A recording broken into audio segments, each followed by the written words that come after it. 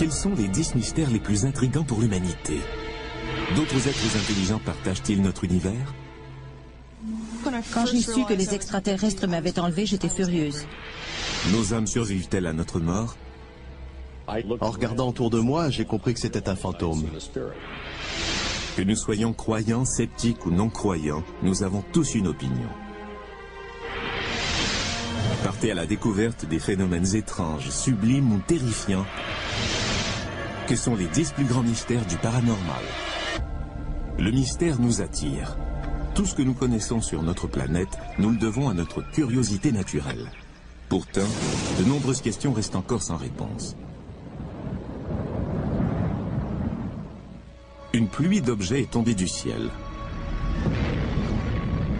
Des décennies avant la naissance de la bombe atomique, une explosion inexpliquée a ravagé la forêt sibérienne sur des kilomètres carrés. Sur des champs céréaliers du monde entier, de mystérieux dessins sont apparus d'un jour à l'autre. Voici notre mystère numéro 10.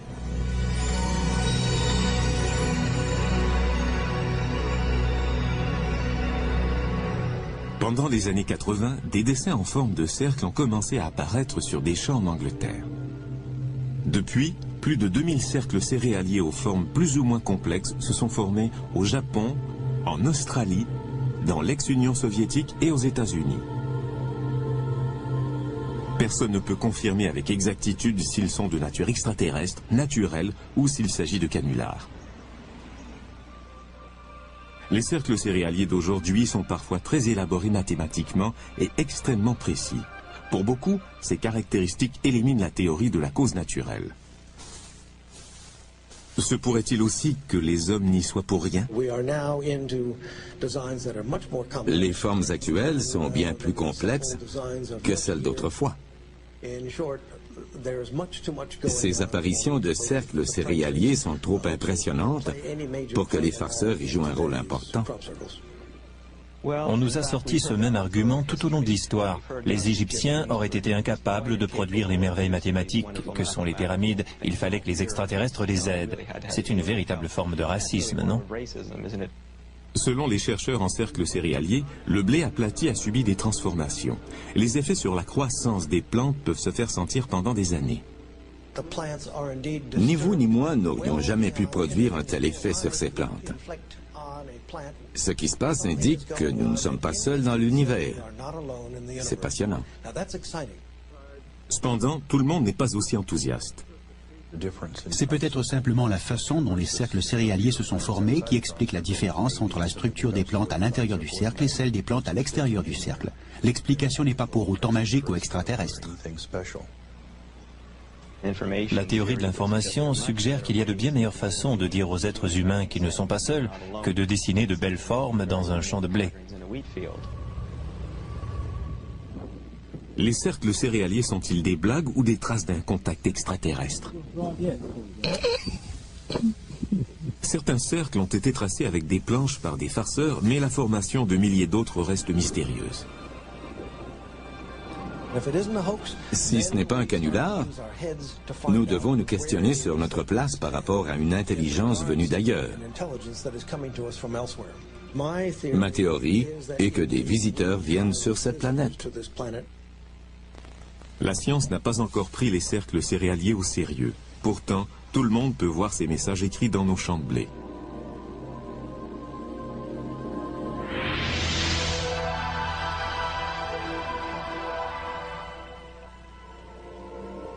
Notre mystère numéro 10 est relié à l'espace, mais se pourrait-il que le mystère numéro 9 nous apporte un message du ciel?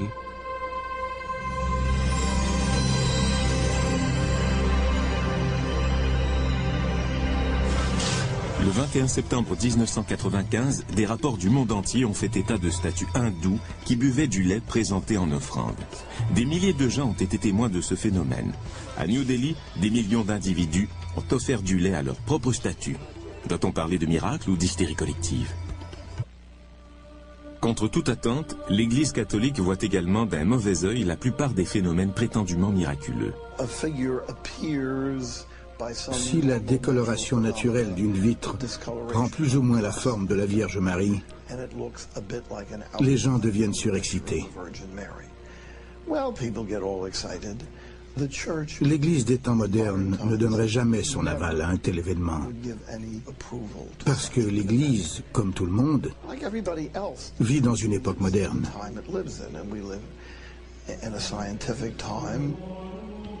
Dans un monde où règne la science, où peut-on chercher une preuve de l'existence de Dieu?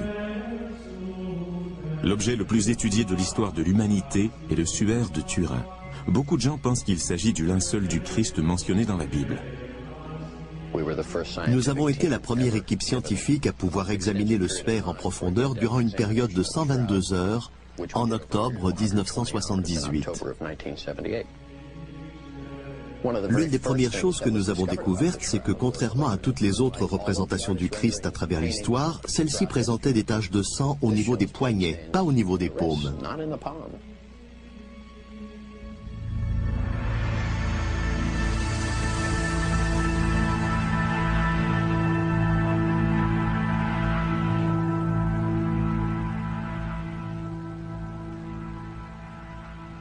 Le suaire comporte aussi des traces de blessures laissées par un fouet romain et des traces de sang laissées par une couronne d'épines. Dans les écrits historiques, une seule personne a été victime de telles tortures et il s'agit de Jésus. Les résultats de cette première recherche étaient tellement prometteurs qu'en 1988, l'Église catholique a donné son accord pour qu'on évalue l'âge du suaire. S'il datait du 1er siècle de notre ère, cela constituerait une preuve physique de l'existence de Jésus-Christ. La datation au carbone 14 a révélé que le suaire ne datait pas d'une époque antérieure au XIIIe siècle.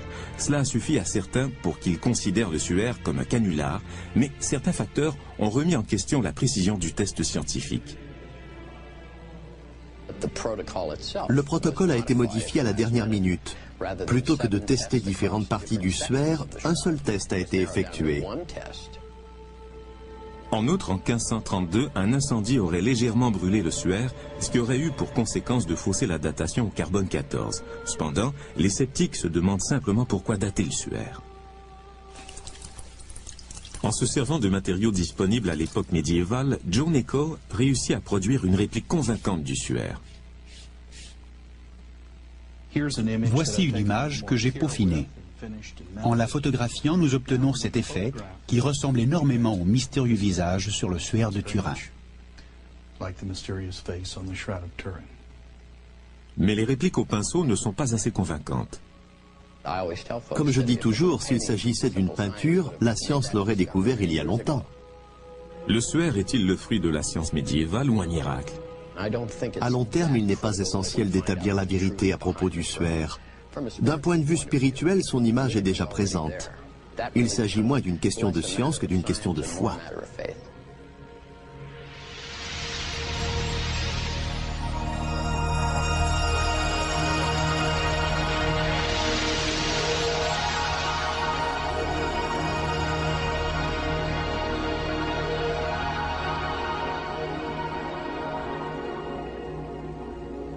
Le mystère numéro 9 remet en question nos espoirs spirituels, tandis que le mystère numéro 8 fait ressortir en nous nos pires terreurs.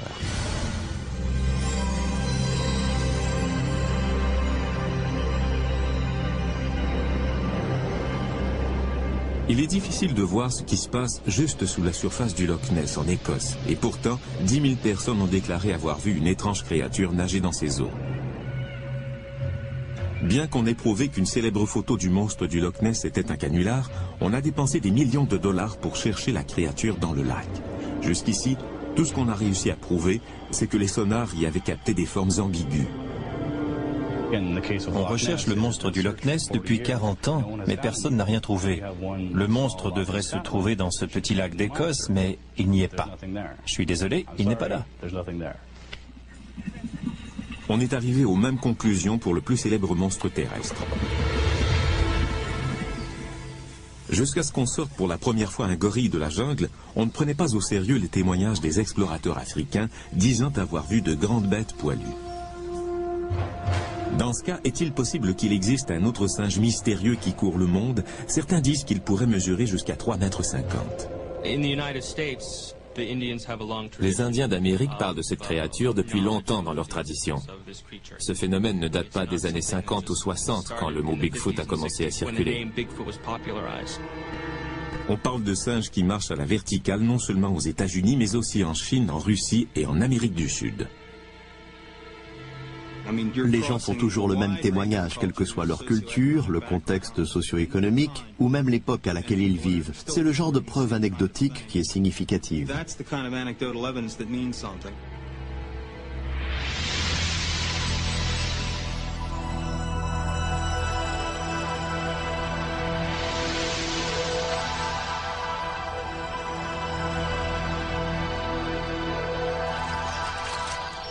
Existe-t-il une preuve réelle de l'existence de cet animal? Les tests d'ADN effectués sur des échantillons de poils prélevés à des endroits où serait apparu le Bigfoot révèlent qu'il s'agit des poils d'un primate. Malheureusement, les échantillons testés sont trop petits pour qu'on puisse en affirmer davantage. Les traces de pas constituent la meilleure preuve. C'est de là que vient le nom Bigfoot, grand pied. Les empreintes de pas existent bel et bien, elles sont mesurables. Un farceur ne prendrait pas le temps de fabriquer des crêtes dermiques, l'équivalent de nos empreintes digitales, présentes sur certaines des empreintes trouvées.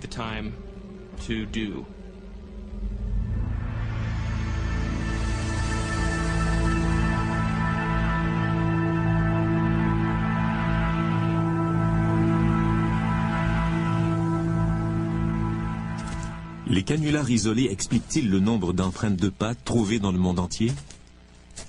Il est hautement improbable que des farceurs se soient concertés pour fabriquer des empreintes pendant des décennies et partout à travers les États-Unis. Il est plus facile de concevoir qu'un Bigfoot existe réellement. Seule une population importante de Bigfoot expliquerait qu'il existe encore. Étant donné qu'on en a repéré dans le monde entier, il devrait être innombrable. Statistiquement, nous aurions déjà trouvé des corps, mais ce n'est pas le cas. Donc, à mon avis, il n'existe pas.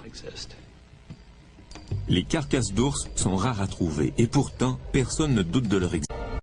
Les carcasses d'ours sont rares à trouver, et pourtant, personne ne doute de leur existence. Quand des animaux meurent, d'autres éparpillent leurs carcasses qui disparaissent donc très rapidement. Sans aucune trace d'os, de sang ou de cadavre, le Bigfoot relève toujours du domaine de la mythologie. La seule manière de prouver une fois pour toutes l'existence du Bigfoot est d'en ramener un corps. C'est juste une question de temps.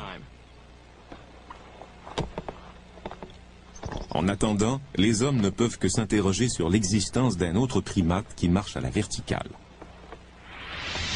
Des champs aux forêts en passant par le visage du Christ, ce ne sont là que quelques-uns des 10 mystères les plus intrigants et notre liste devient de plus en plus étrange. À venir, le mystère numéro 7 nous amène à bord d'un navire abandonné.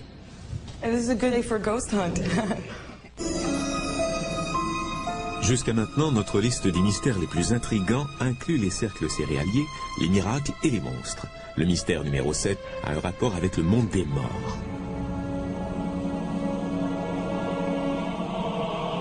À Alameda Bay repose le dernier d'une grande série de navires de guerre.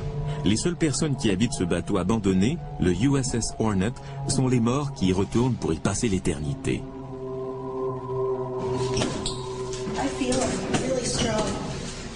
I don't want to. You don't want to? It's in that corner. It's in that corner? It's in that corner, yeah. He burned himself. Ow. And this is a good day for a ghost hunt.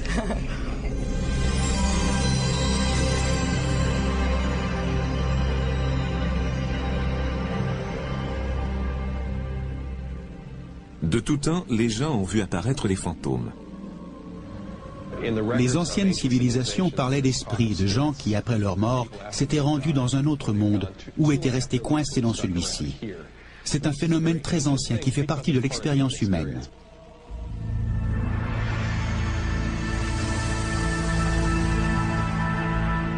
Quoi de mieux que des photos pour prouver l'existence des fantômes? Les photos de fantômes depuis le milieu du 19e siècle sont presque toujours des faux, créés intentionnellement. Aujourd'hui, ces photos sont prises accidentellement. Le flash peut se déclencher en plein air et éclairer des gouttelettes d'eau ou la sangle de l'appareil photo. En photographiant notre modèle, je vais faire balancer la sangle de l'appareil devant la lentille et nous verrons comment sort la photo. Étant donné que celui qui prend la photo sait qu'il n'a rien vu qui ressemble à ça, il imagine un événement paranormal.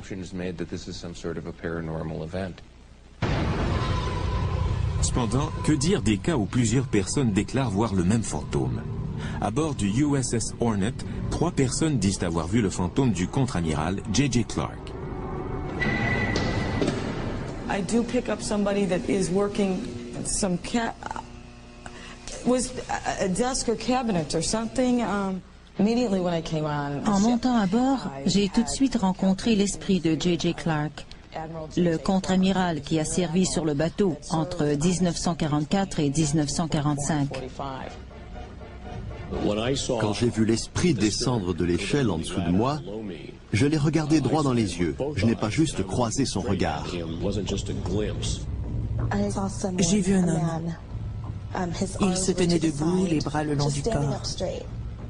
Quand j'ai vu une photo de l'amiral, j'ai su qu'il s'agissait du même homme.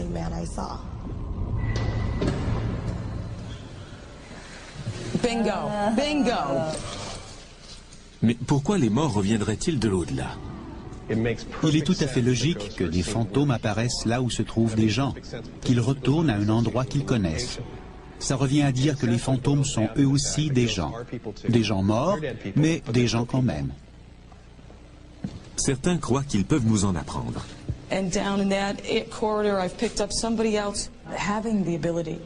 Le pouvoir de voir les âmes décédées m'a permis de comprendre le processus de vie et de mort. Souvent, nous pensons à la vie comme à un processus, mais nous en excluons la mort. La mort fait partie du processus de la vie.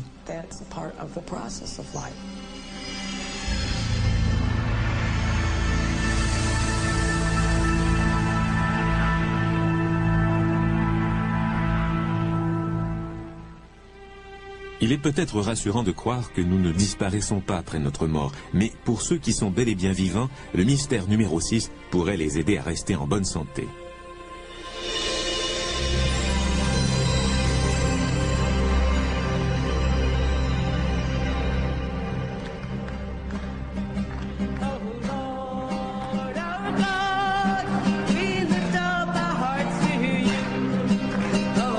Chaque mardi, le père Peter McCall et Marianne Lacey font des cérémonies de guérison à Dobbs Ferry, dans l'État de New York. Des centaines de personnes viennent se faire soigner par le pouvoir de Dieu. Ils chantent ses louanges et sont guéris par la prière.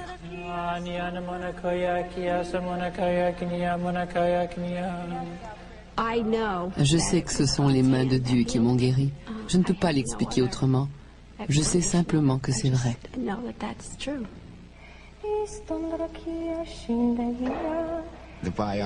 Les résultats de la biopsie étaient négatifs.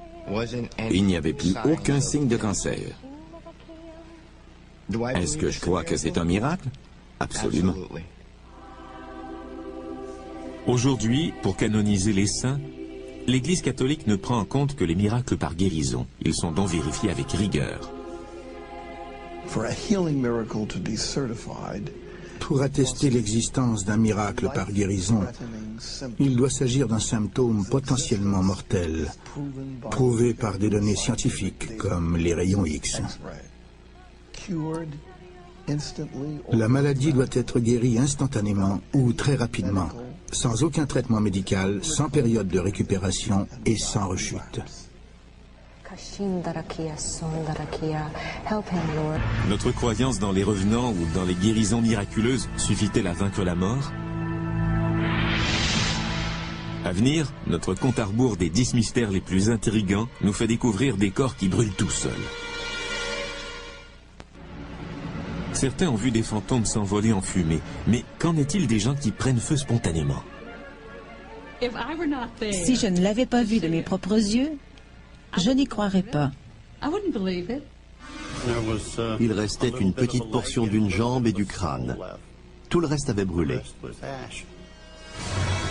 Notre mystère numéro 5 est peut-être le plus horrible de tous, la combustion humaine spontanée.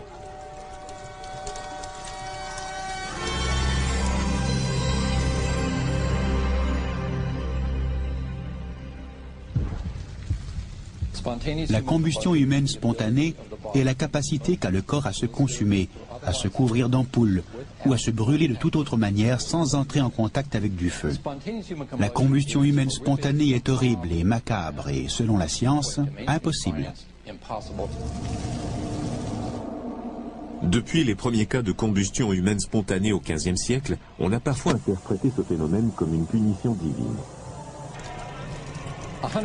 Il y a un siècle, on prétendait que toutes les victimes de combustion humaine spontanée étaient des alcooliques, que Dieu, dans sa colère, châtiait le comportement immoral des gros buveurs.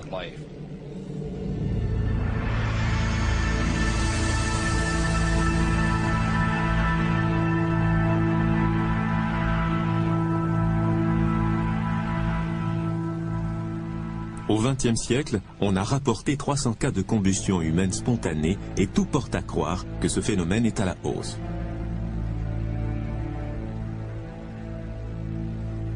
En 1974, le défunt Jack Angel a survécu à un incendie qui, selon les médecins, émanait de son propre corps. Quand M. Angel s'est réveillé d'un profond sommeil, il a remarqué que son avant-bras droit et que sa main avaient été réduits en cendres. Le diagnostic inscrit dans son dossier médical parle de blessures, je cite, d'origine interne. L'un des cas de combustion humaine spontanée les plus étranges et les mieux documentés du XXe siècle est celui du pompier George Mott.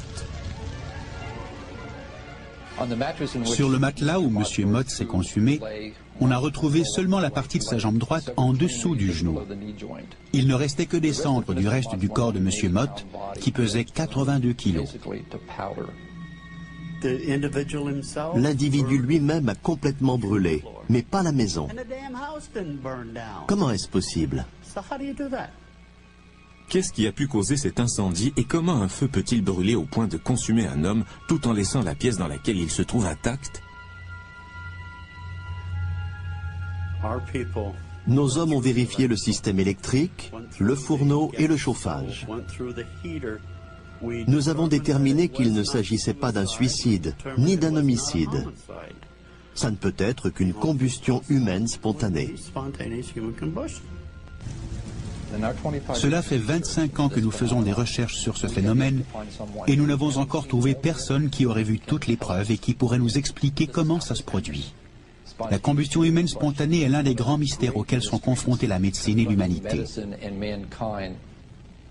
S'il est impossible d'expliquer comment un corps peut prendre feu, comment élucider le mystère numéro 4?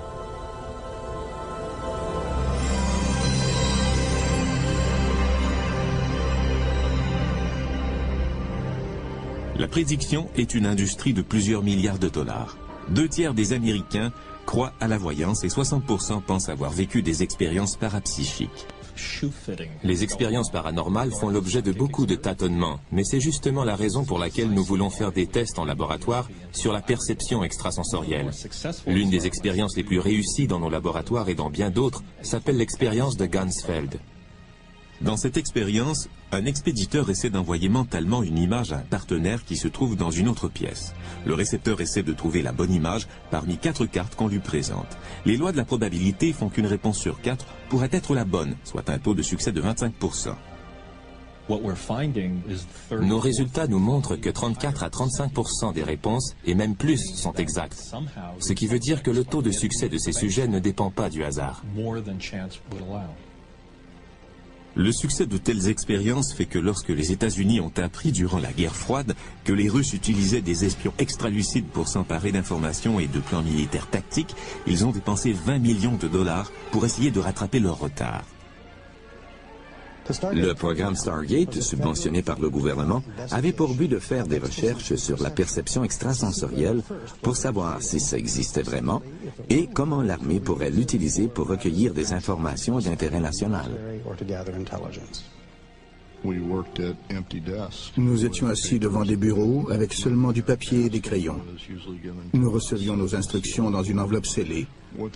On nous indiquait par exemple qu'une machine avait été perdue et qu'elle pouvait se trouver n'importe où dans la zone nord-est des États-Unis et nous devions tenter de la localiser.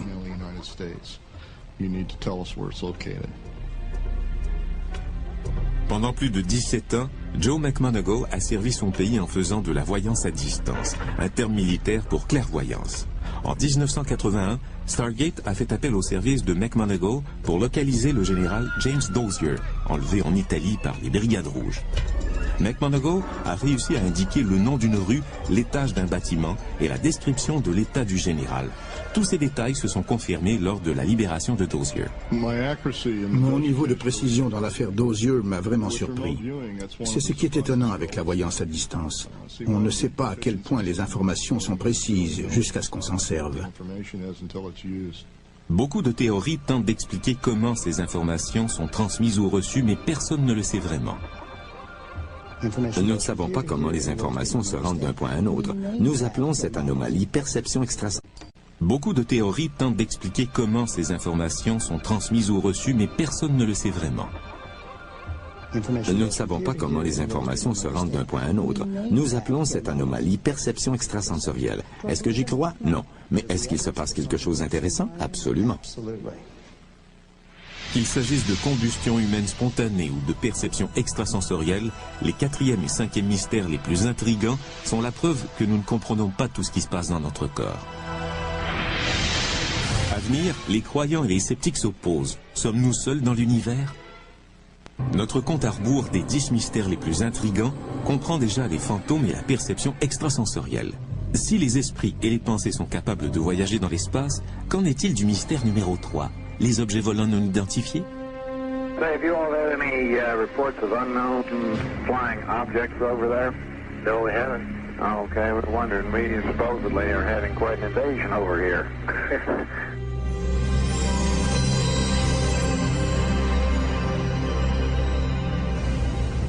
En faisant des recherches aux archives nationales, Sam Sherman a découvert une cassette rayée de la liste de sécurité, un document gouvernemental d'une grande rareté qui fait état de l'apparition d'un ovni. Le 7 octobre 65, à la base aérienne d'Edwards, en Californie, le contrôleur aérien a remarqué que d'étranges objets lumineux survolaient le terrain d'aviation.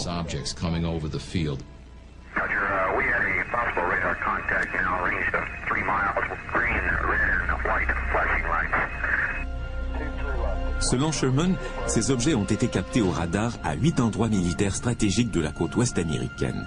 Redoutant la présence d'un appareil ennemi, l'armée de l'air a envoyé ses propres avions en reconnaissance. Cet objet s'est dérobé à lui à toute vitesse et on ne l'a plus revu.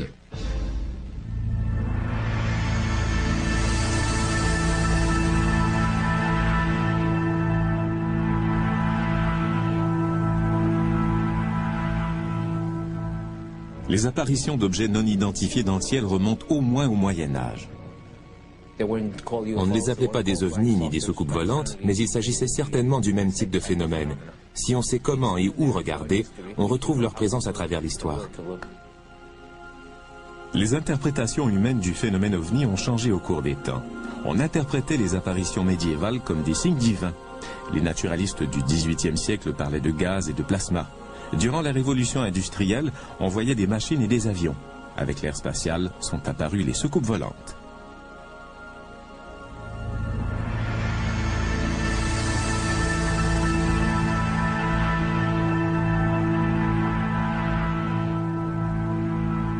I'm here to discuss the so-called flying saucers.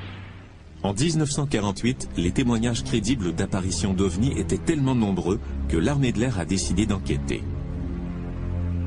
Pendant plus de 20 ans, le projet Blue Book a récolté des informations sur 12 600 cas d'objets aperçus dans le ciel, qu'il s'agisse de ballons-sondes ou des phénomènes météorologiques.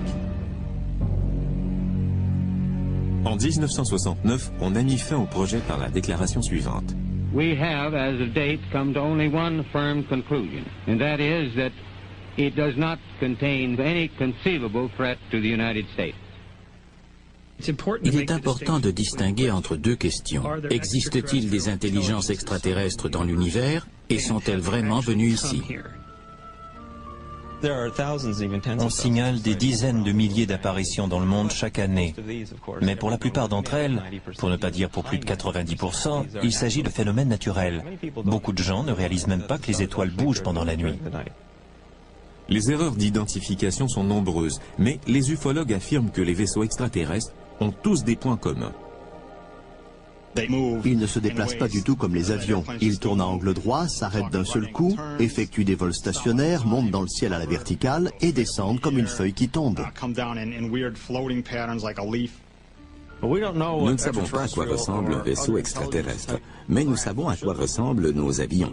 Si nous apercevons des choses dans le ciel qui n'obéissent pas aux lois de la physique, telles que nous les connaissons, nous pouvons dire qu'elles appartiennent à quelqu'un d'autre qui sait quelque chose que nous ignorons.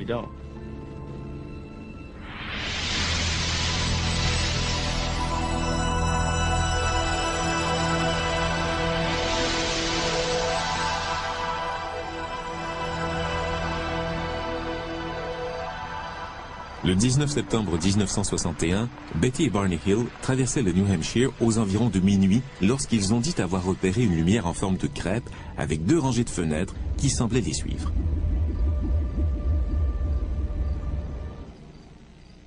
Deux heures plus tard, Barney et Betty se sont réveillés à 56 km au sud de l'endroit où ils s'étaient arrêtés. Sous hypnose, ils se sont souvenus que de petits extraterrestres gris leur avaient prélevé des échantillons de cheveux, d'ongles et de peau. Avec le récit des Hill, on entendait parler pour la première fois du mystère numéro 2.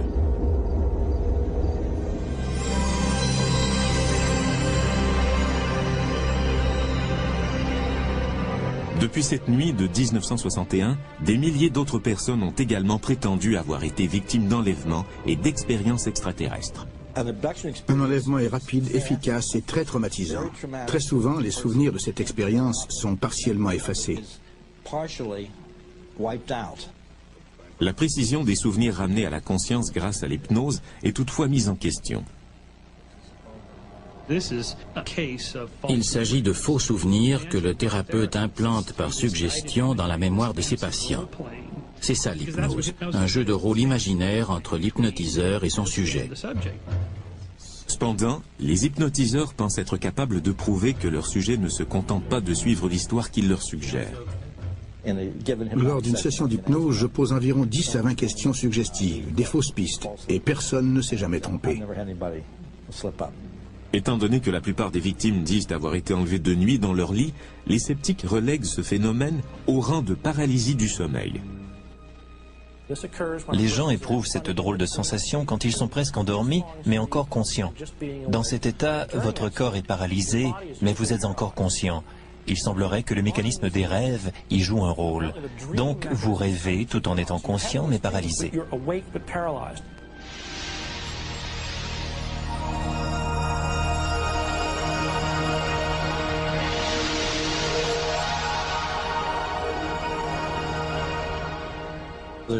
Il y a beaucoup d'autres éléments qui ne correspondent pas à la paralysie du sommeil.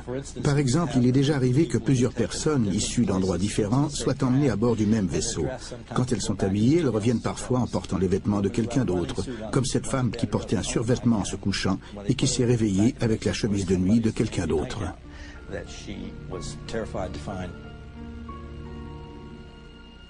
Beth Collins et Anna Jamerson considèrent que leurs preuves résident dans leurs souvenirs. Elles déclarent avoir été enlevées ensemble et ce plus d'une fois. Beth et moi, nous nous souvenons de plusieurs occasions où nous avons été enlevés ensemble. Un matin, nous nous sentions mal toutes les deux et je lui ai dit que quelque chose s'était passé. Elle m'a répondu que la nuit précédente, elle avait vu les extraterrestres m'injecter quelque chose au niveau de la nuque. Elle m'a demandé si elle pouvait vérifier sous mes cheveux et j'ai accepté parce que je pensais qu'elle ne trouverait rien. Mais il y avait un trou dans ma nuque, juste à l'endroit où elle les avait vus m'injecter quelque chose dans le cerveau.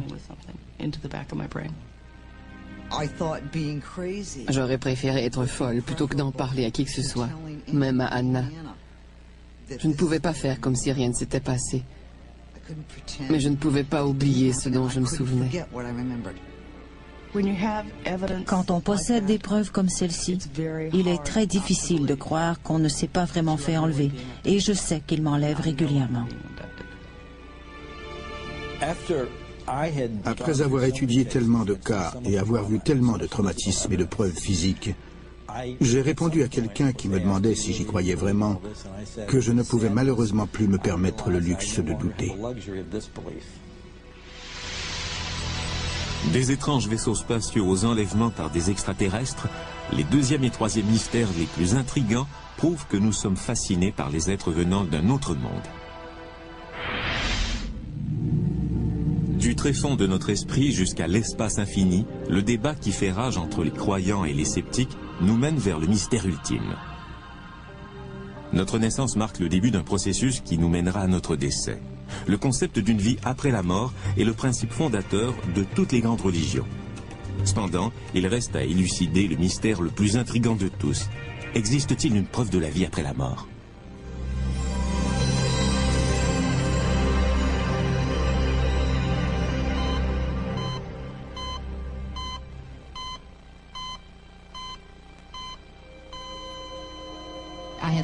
Je n'avais plus de corps et j'étais devenue une petite étoile.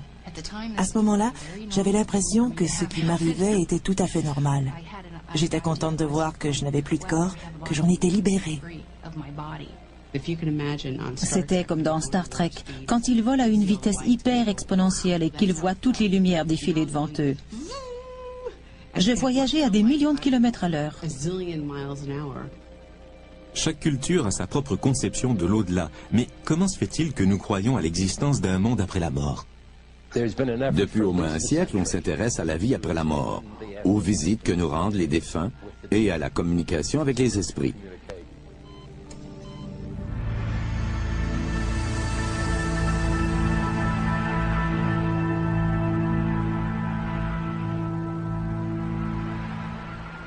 Ceux qui ont failli mourir racontent tous des histoires extrêmement similaires. Il n'est pas rare que des gens vivent ce qu'on appelle une expérience de mort imminente. En d'autres termes, leur conscience se sépare de leur corps. Très souvent, ils se voient traverser un tunnel, au bout duquel ils rencontrent généralement des êtres de lumière. Il peut s'agir de parents ou d'amis décédés ou même de figures religieuses. À ce moment, très souvent, ils voient leur vie défiler en rétrospective. Des tests en laboratoire ont montré que la perte de conscience provoquée par la gravité générait des expériences de mort imminente, la vision d'un tunnel et de lumière blanche. Cela s'apparente à certaines caractéristiques de l'expérience de mort imminente. Environ 15% des gens ont ce qu'on appelle une expérience de mort imminente effrayante. Il y avait des gens torturés, des volcans en éruption, de la boue marron, des gens qui criaient ou qui étaient décapités. Tout ça ressemblait à l'idée traditionnelle qu'on se fait de l'enfer. S'il ne s'agissait que de la réaction physiologique du corps par rapport à la mort, tout le monde vivrait la même expérience. Mais ça n'a pas été mon cas. Des rescapés ont lu des étiquettes posées au-dessus de ventilateurs de plafond. Ils ont répété des conversations tenues dans des pièces éloignées et même rapporté des informations tangibles de l'au-delà. Il arrive que des gens qui vivent une expérience de mort imminente rencontrent quelqu'un qui s'identifie comme un proche qu'ils avaient connu durant leur vie. Or, il se peut qu'ils disent ne pas avoir de frère ni de sœur, et pourtant ils finissent par découvrir qu'ils avaient un frère ou une sœur mort alors qu'ils étaient très jeunes. Ça prouve qu'il se passe vraiment quelque chose. Si des gens reviennent bel et bien de l'au-delà, quel message en ramènent-ils? J'ai vécu un énorme téléchargement d'informations. Avant de pouvoir me demander si j'étais en train de mourir, j'ai entendu cette phrase. Nous ne mourrons pas, notre corps meurt, mais notre âme, jamais. Le plus grand mystère auquel est confrontée l'humanité est de savoir ce qui se passe après la mort. Des millions de personnes ont eu des expériences similaires. C'est très courant. Le message qu'ils ramènent est toujours le même. La vie après la mort existe et elle est merveilleuse.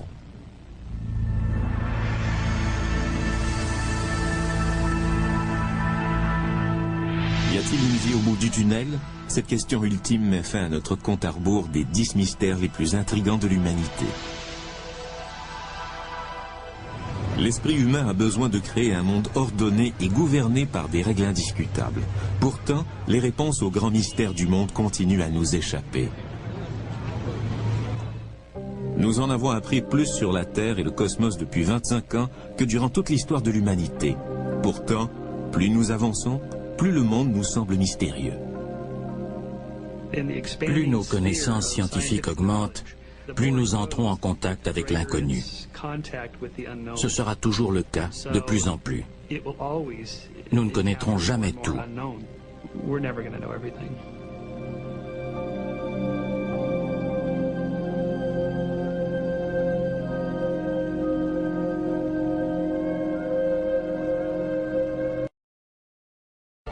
Quels sont les 10 mystères les plus intrigants pour l'humanité? D'autres êtres intelligents partagent-ils notre univers? Quand j'ai su que les extraterrestres m'avaient enlevé, j'étais furieuse. Nos âmes survivent-elles à notre mort? En regardant autour de moi, j'ai compris que c'était un fantôme. Que nous soyons croyants, sceptiques ou non croyants, nous avons tous une opinion.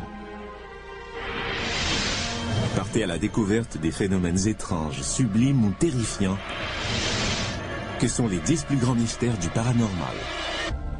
Le mystère nous attire. Tout ce que nous connaissons sur notre planète, nous le devons à notre curiosité naturelle.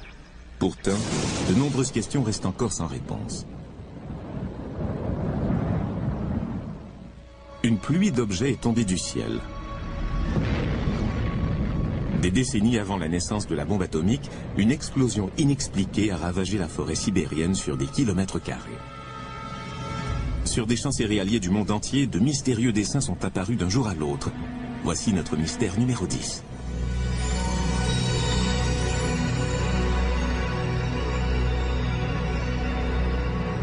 Pendant les années 80, des dessins en forme de cercle ont commencé à apparaître sur des champs en Angleterre. Depuis, plus de 2000 cercles céréaliers aux formes plus ou moins complexes se sont formés au Japon, en Australie, dans l'ex-Union soviétique et aux États-Unis. Personne ne peut confirmer avec exactitude s'ils sont de nature extraterrestre, naturelle ou s'il s'agit de canulars. Les cercles céréaliers d'aujourd'hui sont parfois très élaborés mathématiquement et extrêmement précis. Pour beaucoup, ces caractéristiques éliminent la théorie de la cause naturelle. Se pourrait-il aussi que les hommes n'y soient pour rien? Les formes actuelles sont bien plus complexes que celles d'autrefois. Ces apparitions de cercles céréaliers sont trop impressionnantes pour que les farceurs y jouent un rôle important. On nous a sorti ce même argument tout au long de l'histoire. Les Égyptiens auraient été incapables de produire les merveilles mathématiques que sont les pyramides. Il fallait que les extraterrestres les aident. C'est une véritable forme de racisme, non? Selon les chercheurs en cercles céréaliers, le blé aplati a subi des transformations. Les effets sur la croissance des plantes peuvent se faire sentir pendant des années. Ni vous ni moi n'aurions jamais pu produire un tel effet sur ces plantes. Ce qui se passe indique que nous ne sommes pas seuls dans l'univers. C'est passionnant. Cependant, tout le monde n'est pas aussi enthousiaste. C'est peut-être simplement la façon dont les cercles céréaliers se sont formés qui explique la différence entre la structure des plantes à l'intérieur du cercle et celle des plantes à l'extérieur du cercle. L'explication n'est pas pour autant magique ou extraterrestre. La théorie de l'information suggère qu'il y a de bien meilleures façons de dire aux êtres humains qu'ils ne sont pas seuls que de dessiner de belles formes dans un champ de blé. Les cercles céréaliers sont-ils des blagues ou des traces d'un contact extraterrestre? Certains cercles ont été tracés avec des planches par des farceurs, mais la formation de milliers d'autres reste mystérieuse. Si ce n'est pas un canular, nous devons nous questionner sur notre place par rapport à une intelligence venue d'ailleurs. Ma théorie est que des visiteurs viennent sur cette planète. La science n'a pas encore pris les cercles céréaliers au sérieux. Pourtant, tout le monde peut voir ces messages écrits dans nos champs de blé.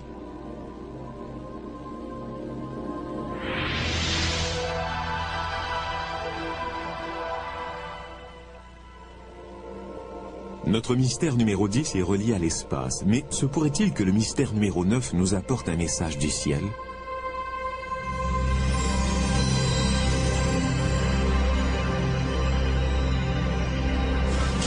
Le 21 septembre 1995, des rapports du monde entier ont fait état de statues hindoues qui buvaient du lait présenté en offrande. Des milliers de gens ont été témoins de ce phénomène.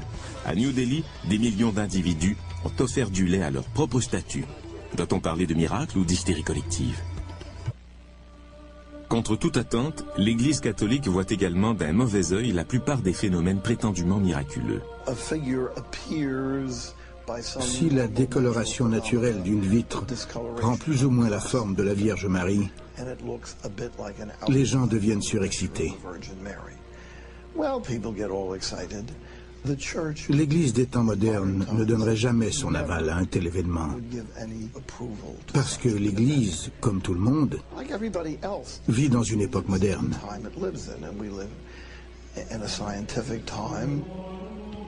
Dans un monde où règne la science, où peut-on chercher une preuve de l'existence de Dieu? L'objet le plus étudié de l'histoire de l'humanité est le suaire de Turin. Beaucoup de gens pensent qu'il s'agit du linceul du Christ mentionné dans la Bible. Nous avons été la première équipe scientifique à pouvoir examiner le suaire en profondeur durant une période de vérifier le système électrique, le fourneau et le chauffage. Nous avons déterminé qu'il ne s'agissait pas d'un suicide, ni d'un homicide. Ça ne peut être qu'une combustion humaine spontanée. Cela fait 25 ans que nous faisons des recherches sur ce phénomène et nous n'avons encore trouvé personne qui aurait vu toutes les preuves et qui pourrait nous expliquer comment ça se produit. La combustion humaine spontanée est l'un des grands mystères auxquels sont confrontés la médecine et l'humanité. S'il est impossible d'expliquer comment un corps peut prendre feu, comment élucider le mystère numéro 4 ?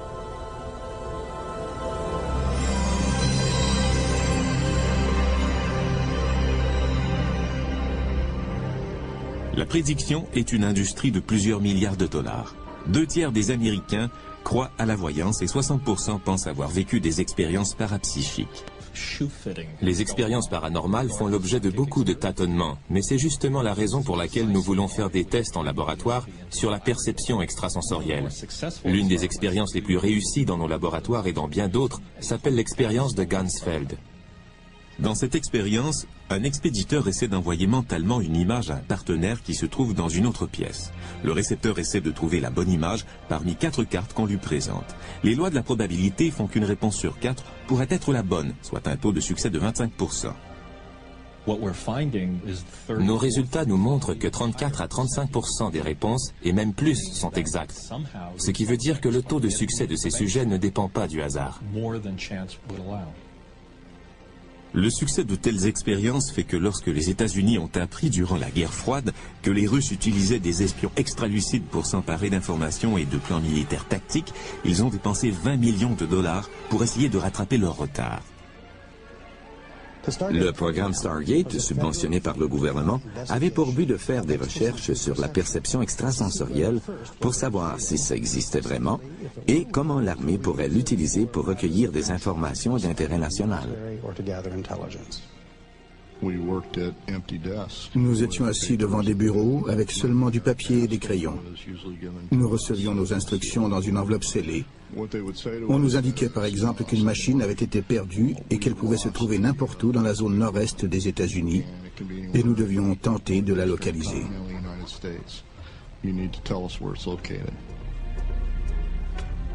Pendant plus de 17 ans, Joe McMoneagle a servi son pays en faisant de la voyance à distance, un terme militaire pour clairvoyance. En 1981, Stargate a fait appel au service de McMoneagle pour localiser le général James Dozier, enlevé en Italie par les Brigades Rouges. McMoneagle a réussi à indiquer le nom d'une rue, l'étage d'un bâtiment et la description de l'état du général. Tous ces détails se sont confirmés lors de la libération de Dozier. Mon niveau de précision dans l'affaire Dozier m'a vraiment surpris. C'est ce qui est étonnant avec la voyance à distance. On ne sait pas à quel point les informations sont précises jusqu'à ce qu'on s'en serve. Beaucoup de théories tentent d'expliquer comment ces informations sont transmises ou reçues, mais personne ne le sait vraiment. Nous ne savons pas comment les informations se rendent d'un point à un autre. Nous appelons cette anomalie perception extrasensorielle. Beaucoup de théories tentent d'expliquer comment ces informations sont transmises ou reçues, mais personne ne le sait vraiment.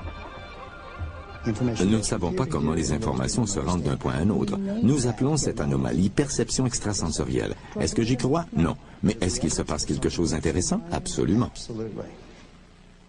Qu'il s'agisse de combustion humaine spontanée ou de perception extrasensorielle, les 4e et 5e mystères les plus intrigants sont la preuve que nous ne comprenons pas tout ce qui se passe dans notre corps. À venir, les croyants et les sceptiques s'opposent. Sommes-nous seuls dans l'univers? Notre compte à rebours des 10 mystères les plus intrigants comprend déjà les fantômes et la perception extrasensorielle.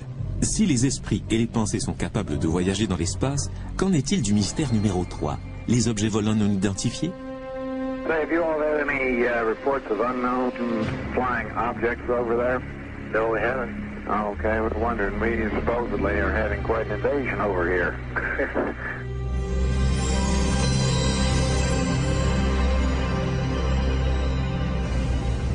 En faisant des recherches aux archives nationales, Sam Sherman a découvert une cassette rayée de la liste de sécurité, un document gouvernemental d'une grande rareté qui fait état de l'apparition d'un ovni.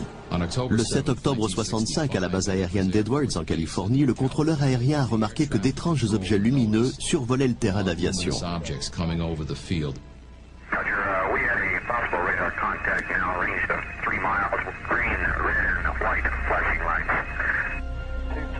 Selon Sherman, ces objets ont été captés au radar à 8 endroits militaires stratégiques de la côte ouest américaine. Redoutant la présence d'un appareil ennemi, l'armée de l'air a envoyé ses propres avions en reconnaissance. Cet objet s'est dérobé à lui à toute vitesse et on ne l'a plus revu.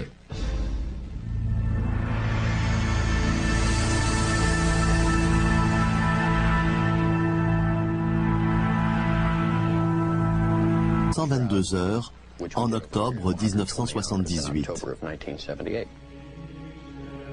L'une des premières choses que nous avons découvertes, c'est que contrairement à toutes les autres représentations du Christ à travers l'histoire, celle-ci présentait des taches de sang au niveau des poignets, pas au niveau des paumes.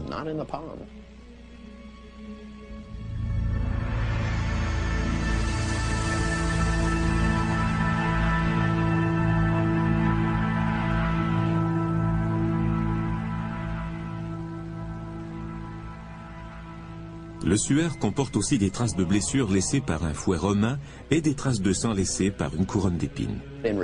Dans les écrits historiques, une seule personne a été victime de telles tortures et il s'agit de Jésus. Les résultats de cette première recherche étaient tellement prometteurs qu'en 1988, l'Église catholique a donné son accord pour qu'on évalue l'âge du suaire. S'il datait du 1er siècle de notre ère, cela constituerait une preuve physique de l'existence de Jésus-Christ. La datation au carbone 14 a révélé que le suaire ne datait pas d'une époque antérieure au XIIIe siècle. Cela a suffi à certains pour qu'ils considèrent le suaire comme un canular, mais certains facteurs ont remis en question la précision du test scientifique. Le protocole a été modifié à la dernière minute. Plutôt que de tester différentes parties du suaire, un seul test a été effectué. En outre, en 1532, un incendie aurait légèrement brûlé le suaire, ce qui aurait eu pour conséquence de fausser la datation au carbone 14. Cependant, les sceptiques se demandent simplement pourquoi dater le suaire. En se servant de matériaux disponibles à l'époque médiévale, Joe Nicholl réussit à produire une réplique convaincante du suaire. Voici une image que j'ai peaufinée. En la photographiant, nous obtenons cet effet qui ressemble énormément au mystérieux visage sur le suaire de Turin. Mais les répliques au pinceau ne sont pas assez convaincantes. Comme je dis toujours, s'il s'agissait d'une peinture, la science l'aurait découvert il y a longtemps. Le suaire est-il le fruit de la science médiévale ou un miracle? À long terme, il n'est pas essentiel d'établir la vérité à propos du suaire. D'un point de vue spirituel, son image est déjà présente. Il s'agit moins d'une question de science que d'une question de foi.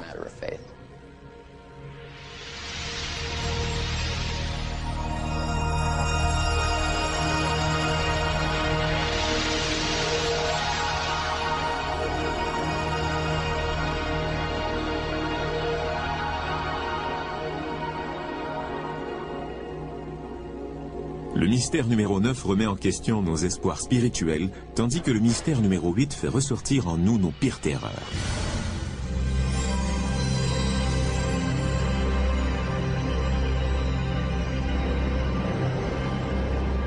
Il est difficile de voir ce qui se passe juste sous la surface du Loch Ness en Écosse, et pourtant 10 000 personnes ont déclaré avoir vu une étrange créature nager dans ces eaux. Bien qu'on ait prouvé qu'une célèbre photo du monstre du Loch Ness était un canular, on a dépensé des millions de dollars pour chercher la créature dans le lac. Jusqu'ici, tout ce qu'on a réussi à prouver, c'est que les sonars y avaient capté des formes ambiguës. On recherche le monstre du Loch Ness depuis 40 ans, mais personne n'a rien trouvé. Le monstre devrait se trouver dans ce petit lac d'Écosse, mais il n'y est pas. Je suis désolé, il n'est pas là. On est arrivé aux mêmes conclusions pour le plus célèbre monstre terrestre. Jusqu'à ce qu'on sorte pour la première fois un gorille de la jungle, on ne prenait pas au sérieux les témoignages des explorateurs africains disant avoir vu de grandes bêtes poilues. Dans ce cas, est-il possible qu'il existe un autre singe mystérieux qui court le monde? Certains disent qu'il pourrait mesurer jusqu'à 3,50 m. Les Indiens d'Amérique parlent de cette créature depuis longtemps dans leur tradition. Ce phénomène ne date pas des années 50 ou 60 quand le mot Bigfoot a commencé à circuler. On parle de singes qui marchent à la verticale non seulement aux États-Unis mais aussi en Chine, en Russie et en Amérique du Sud. Les gens font toujours le même témoignage, quelle que soit leur culture, le contexte socio-économique ou même l'époque à laquelle ils vivent. C'est le genre de preuve anecdotique qui est significative.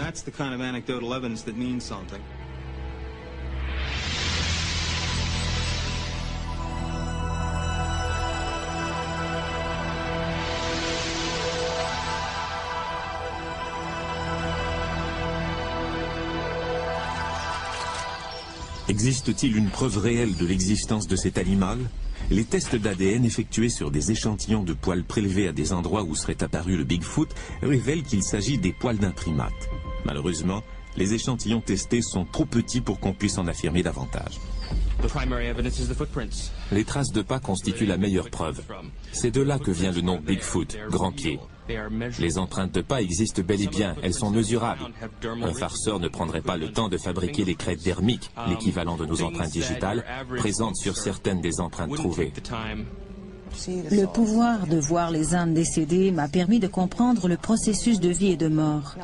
Souvent, nous pensons à la vie comme à un processus, mais nous en excluons la mort.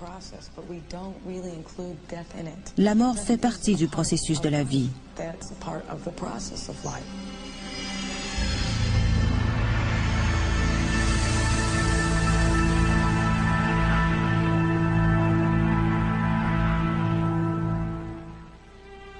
Il est peut-être rassurant de croire que nous ne disparaissons pas après notre mort, mais pour ceux qui sont bel et bien vivants, le mystère numéro 6 pourrait les aider à rester en bonne santé.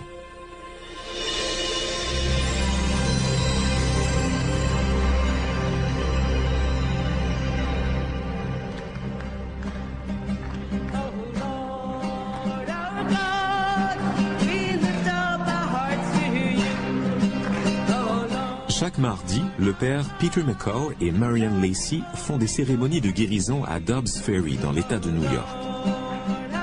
Des centaines de personnes viennent se faire soigner par le pouvoir de Dieu. Ils chantent ses louanges et sont guéris par la prière.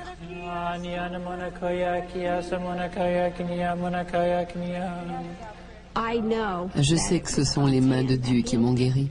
Je ne peux pas l'expliquer autrement. Je sais simplement que c'est vrai.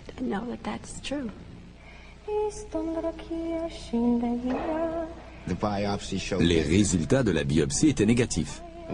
Il n'y avait plus aucun signe de cancer. Est-ce que je crois que c'est un miracle? Absolument. Aujourd'hui, pour canoniser les saints, l'Église catholique ne prend en compte que les miracles par guérison. Ils sont donc vérifiés avec rigueur. Pour attester l'existence d'un miracle par guérison, il doit s'agir d'un symptôme potentiellement mortel, prouvé par des données scientifiques comme les rayons X. La maladie doit être guérie instantanément ou très rapidement, sans aucun traitement médical, sans période de récupération et sans rechute. Notre croyance dans les revenants ou dans les guérisons miraculeuses suffit-elle à vaincre la mort? À venir, notre compte à rebours des 10 mystères les plus intrigants nous fait découvrir des corps qui brûlent tout seuls. Certains ont vu des fantômes s'envoler en fumée, mais qu'en est-il des gens qui prennent feu spontanément? Si je ne l'avais pas vu de mes propres yeux, je n'y croirais pas. Il restait une petite portion d'une jambe et du crâne. Tout le reste avait brûlé. Notre mystère numéro 5 est peut-être le plus horrible de tous, la combustion humaine spontanée.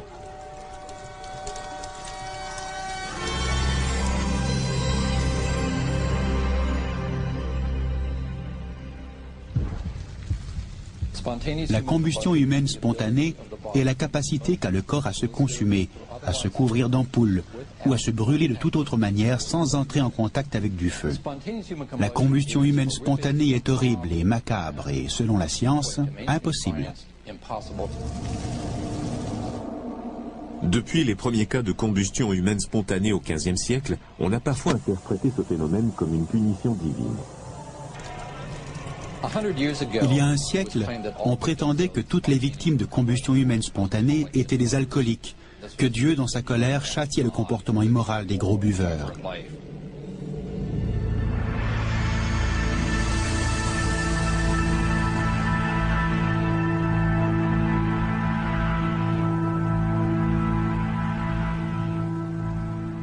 Au XXe siècle, on a rapporté 300 cas de combustion humaine spontanée et tout porte à croire que ce phénomène est à la hausse.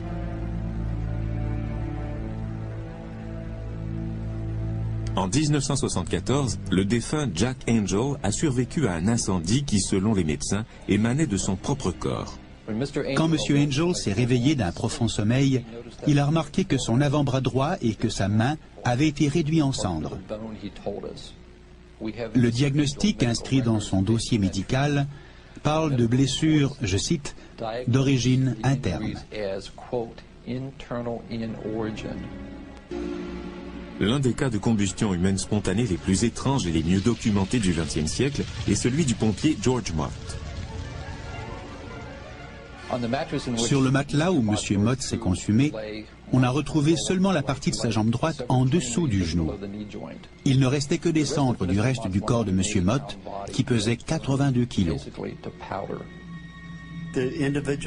L'individu lui-même a complètement brûlé, mais pas la maison. Comment est-ce possible? Qu'est-ce qui a pu causer cet incendie et comment un feu peut-il brûler au point de consumer un homme tout en laissant la pièce dans laquelle il se trouve intacte?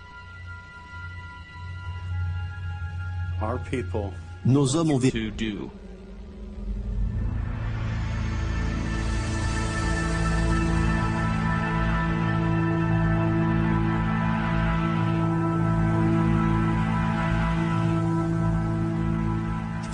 Les canulars isolés expliquent-ils le nombre d'empreintes de pas trouvées dans le monde entier? Il est hautement improbable que des farceurs se soient concertés pour fabriquer des empreintes pendant des décennies et partout à travers les États-Unis. Il est plus facile de concevoir qu'un Bigfoot existe réellement. Seule une population importante de Bigfoot expliquerait qu'il existe encore. Étant donné qu'on en a repéré dans le monde entier, il devrait être innombrable. Statistiquement, nous aurions déjà trouvé des corps, mais ce n'est pas le cas. Donc, à mon avis, il n'existe pas. Les carcasses d'ours sont rares à trouver et pourtant, personne ne doute de leur existence. Les carcasses d'ours sont rares à trouver et pourtant, personne ne doute de leur existence. Quand des animaux meurent, d'autres éparpillent leurs carcasses qui disparaissent donc très rapidement. Sans aucune trace d'os, de sang ou de cadavre, le Bigfoot relève toujours du domaine de la mythologie. La seule manière de prouver une fois pour toutes l'existence du Bigfoot est d'en ramener un corps. C'est juste une question de temps. En attendant, les hommes ne peuvent que s'interroger sur l'existence d'un autre primate qui marche à la verticale. Des champs aux forêts en passant par le visage du Christ, ce ne sont là que quelques-uns des 10 mystères les plus intrigants et notre liste devient de plus en plus étrange. À venir, le mystère numéro 7 nous amène à bord d'un navire abandonné.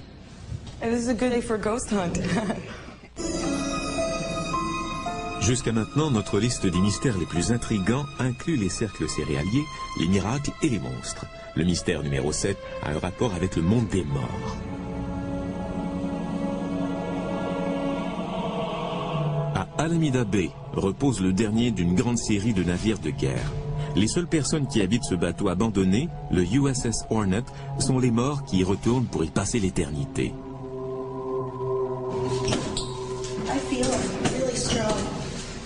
I don't want to. You don't want to? It's in that corner. It's in that corner? It's in that corner, yeah. He burned himself. Ow. This is a good day for a ghost hunt.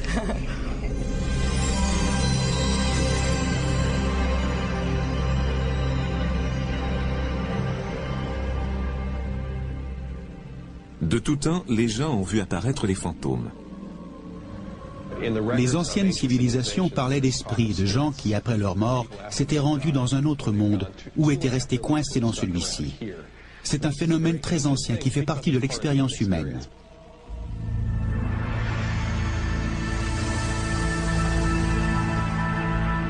Quoi de mieux que des photos pour prouver l'existence des fantômes?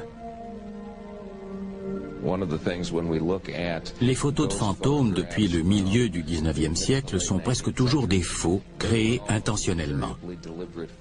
Aujourd'hui, ces photos sont prises accidentellement. Le flash peut se déclencher en plein air et éclairer des gouttelettes d'eau ou la sangle de l'appareil photo. En photographiant notre modèle, je vais faire balancer la sangle de l'appareil devant la lentille et nous verrons comment sort la photo. Étant donné que celui qui prend la photo sait qu'il n'a rien vu qui ressemble à ça, il imagine un événement paranormal.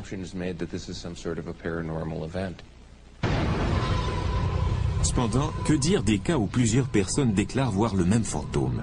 À bord du USS Hornet, 3 personnes disent avoir vu le fantôme du contre-amiral J.J. Clark.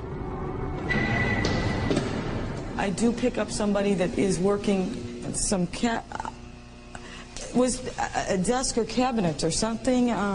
Immediately when I came on. En montant à bord, j'ai tout de suite rencontré l'esprit de J.J. Clark, le contre-amiral qui a servi sur le bateau entre 1944 et 1945.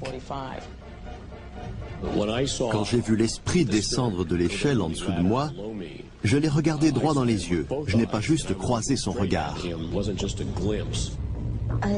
J'ai vu un homme. Il se tenait debout, les bras le long du corps. Quand j'ai vu une photo de l'amiral, j'ai su qu'il s'agissait du même homme.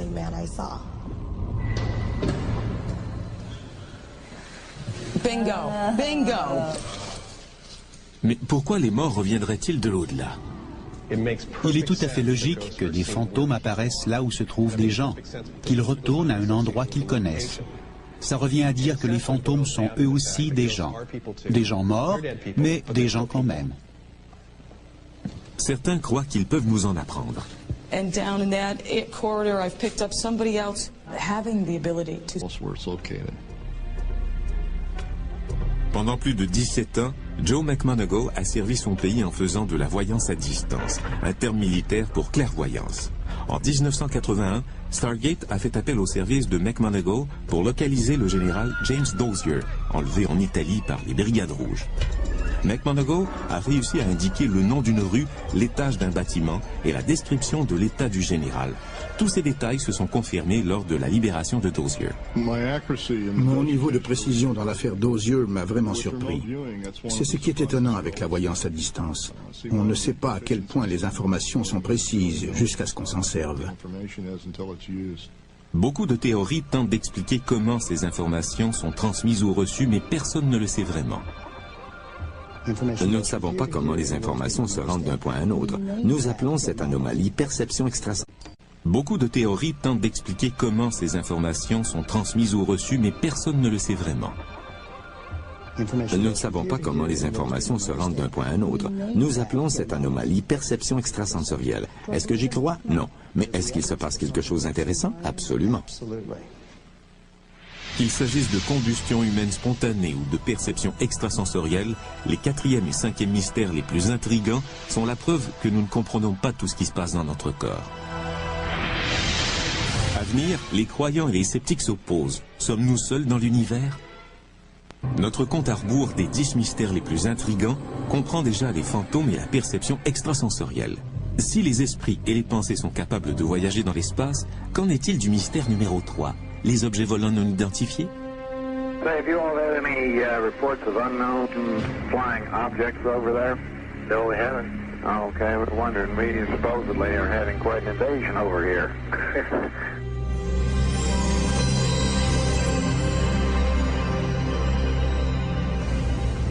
En faisant des recherches aux archives nationales, Sam Sherman a découvert une cassette rayée de la liste de sécurité, un document gouvernemental d'une grande rareté qui fait état de l'apparition d'un ovni. Le 7 octobre 65, à la base aérienne d'Edwards, en Californie, le contrôleur aérien a remarqué que d'étranges objets lumineux survolaient le terrain d'aviation.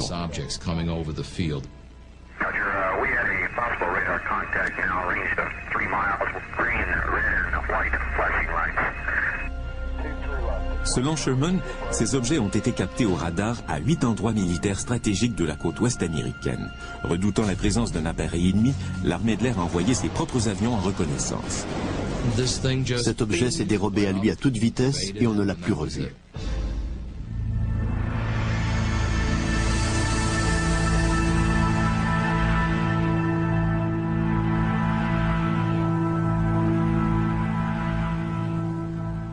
Les apparitions d'objets non identifiés dans le ciel remontent au moins au Moyen Âge.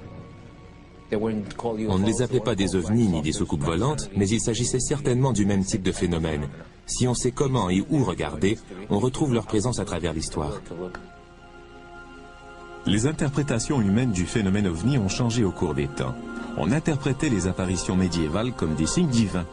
Les naturalistes du XVIIIe siècle parlaient de gaz et de plasma. Durant la révolution industrielle, on voyait des machines et des avions. Avec l'ère spatiale, sont apparues les soucoupes volantes.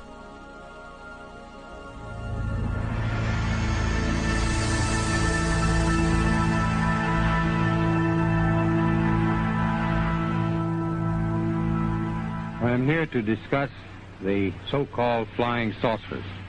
En 1948, les témoignages crédibles d'apparitions d'ovnis étaient tellement nombreux que l'armée de l'air a décidé d'enquêter.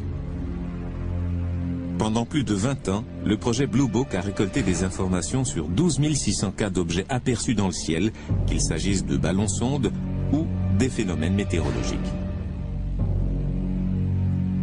En 1969, on a mis fin au projet par la déclaration suivante. We have, as of date, come to only one firm conclusion, and that is that it does not contain any conceivable threat to the United States. Il est important de distinguer entre deux questions. Existe-t-il des intelligences extraterrestres dans l'univers et sont-elles vraiment venues ici? On signale des dizaines de milliers d'apparitions dans le monde chaque année. Mais pour la plupart d'entre elles, pour ne pas dire pour plus de 90%, il s'agit de phénomènes naturels. Beaucoup de gens ne réalisent même pas que les étoiles bougent pendant la nuit. Les erreurs d'identification sont nombreuses, mais les ufologues affirment que les vaisseaux extraterrestres ont tous des points communs. Ils ne se déplacent pas du tout comme les avions. Ils tournent à angle droit, s'arrêtent d'un seul coup, effectuent des vols stationnaires, montent dans le ciel à la verticale et descendent comme une feuille qui tombe. Nous ne savons pas à quoi ressemble un vaisseau extraterrestre, mais nous savons à quoi ressemblent nos avions. Si nous apercevons des choses dans le ciel qui n'obéissent pas aux lois de la physique, telles que nous les connaissons, nous pouvons dire qu'elles appartiennent à quelqu'un d'autre qui sait quelque chose que nous ignorons.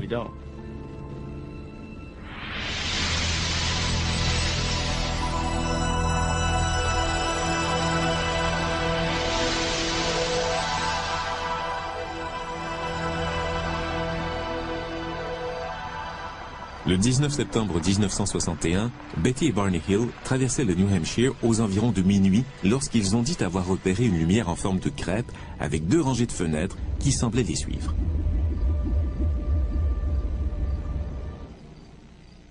Deux heures plus tard, Barney et Betty se sont réveillés à 56 km au sud de l'endroit où ils s'étaient arrêtés. Sous hypnose, ils se sont souvenus que de petits extraterrestres gris, une couronne d'épines.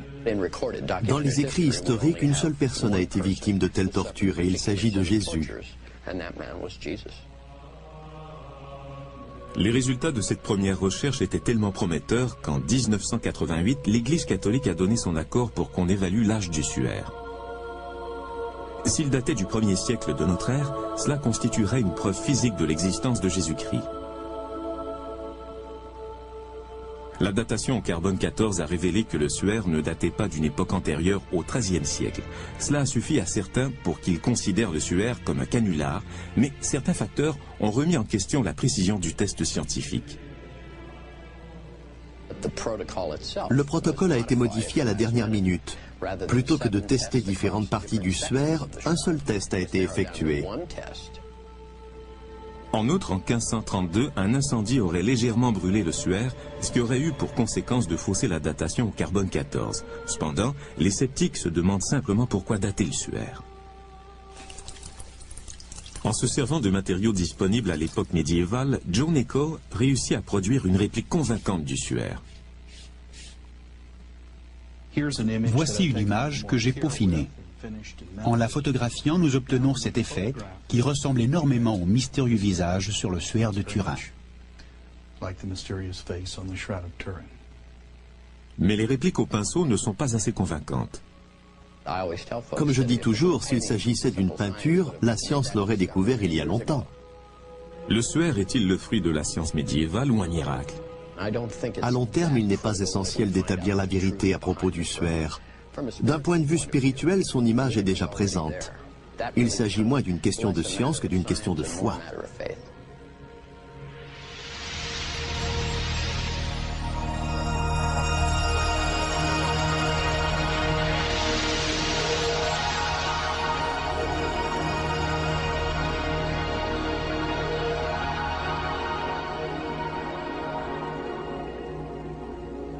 Le mystère numéro 9 remet en question nos espoirs spirituels, tandis que le mystère numéro 8 fait ressortir en nous nos pires terreurs.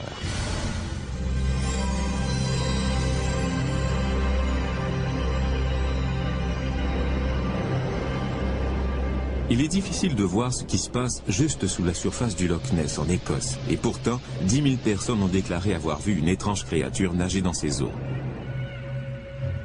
Bien qu'on ait prouvé qu'une célèbre photo du monstre du Loch Ness était un canular, on a dépensé des millions de dollars pour chercher la créature dans le lac.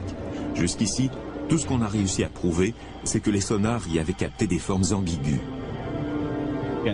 On recherche le monstre du Loch Ness depuis 40 ans, mais personne n'a rien trouvé. Le monstre devrait se trouver dans ce petit lac d'Écosse, mais il n'y est pas. Je suis désolé, il n'est pas là. On est arrivé aux mêmes conclusions pour le plus célèbre monstre terrestre. Jusqu'à ce qu'on sorte pour la première fois un gorille de la jungle, on ne prenait pas au sérieux les témoignages des explorateurs africains disant avoir vu de grandes bêtes poilues. Dans ce cas, est-il possible qu'il existe un autre singe mystérieux qui court le monde? Certains disent qu'il pourrait mesurer jusqu'à 3,50 m. Les Indiens d'Amérique parlent de cette créature depuis longtemps dans leur tradition. Ce phénomène ne date pas des années 50 ou 60 quand le mot Bigfoot a commencé à circuler. On parle de singes qui marchent à la verticale non seulement aux États-Unis mais aussi en Chine, en Russie et en Amérique du Sud.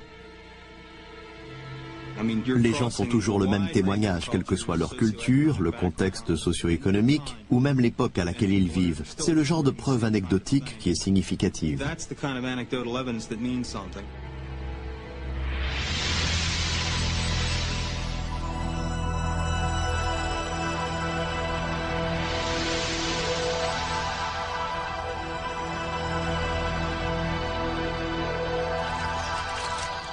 Existe-t-il une preuve réelle de l'existence de cet animal?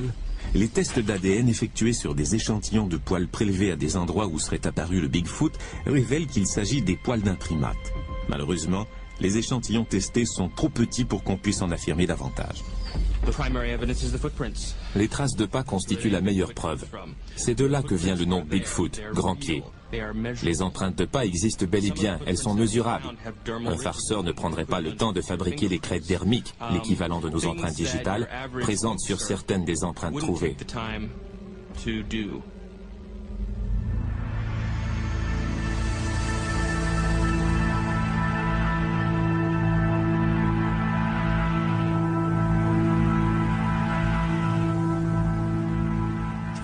Les canulars isolés expliquent-ils le nombre d'empreintes de pas trouvées dans le monde entier? Il est hautement improbable que des farceurs se soient concertés pour fabriquer des empreintes pendant des décennies et partout à travers les États-Unis. Il est plus facile de concevoir qu'un Bigfoot existe réellement. Seule une population importante de Bigfoot expliquerait qu'il existe encore. Étant donné qu'on en a repéré dans le monde entier, il devrait être innombrable. Statistiquement, nous aurions déjà trouvé des corps, mais ce n'est pas le cas. Donc, à mon avis, il n'existe pas. Les carcasses d'ours sont rares à trouver, et pourtant, personne ne doute de leur existence. Les carcasses d'ours sont rares à trouver, et pourtant, personne ne doute de leur existence. Quand des animaux meurent, d'autres éparpillent leurs carcasses qui disparaissent donc très rapidement. Sans aucune trace d'os, de sang ou de cadavre, le Bigfoot relève toujours du domaine de la mythologie. La seule manière de prouver une fois pour toutes l'existence du Bigfoot est d'en ramener un corps. C'est juste une question de temps. En attendant, les hommes ne peuvent que s'interroger sur l'existence d'un autre primate qui marche à la verticale.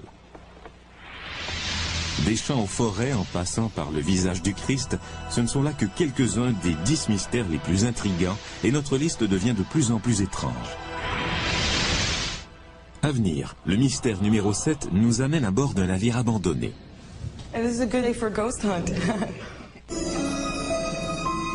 Jusqu'à maintenant, notre liste des mystères les plus intrigants inclut les cercles céréaliers, les miracles et les monstres. Le mystère numéro 7 a un rapport avec le monde des morts. À Alameda Bay repose le dernier d'une grande série de navires de guerre. Les seules personnes qui habitent ce bateau abandonné, le USS Hornet, sont les morts qui y retournent pour y passer l'éternité.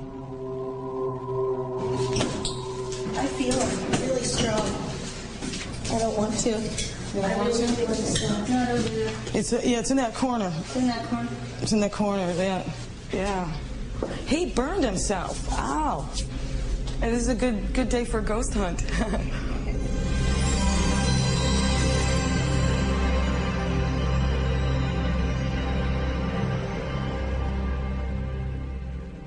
De tout temps, les gens ont vu apparaître les fantômes. Les anciennes civilisations parlaient d'esprits, de gens qui, après leur mort, s'étaient rendus dans un autre monde ou étaient restés coincés dans celui-ci. C'est un phénomène très ancien qui fait partie de l'expérience humaine.